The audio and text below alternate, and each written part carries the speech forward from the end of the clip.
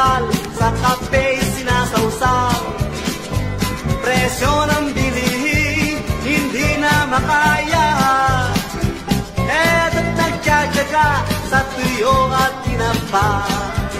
Dahil ako'y lumaki sa pagkain ng ganyan. Kahit anong ihain at mahal akong nanay, hindi ko na kailangan pa tinidor at kutsara.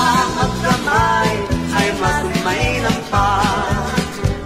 Kaya naman ngayon panahoy nagbago. Pagkain ng almusal di na yata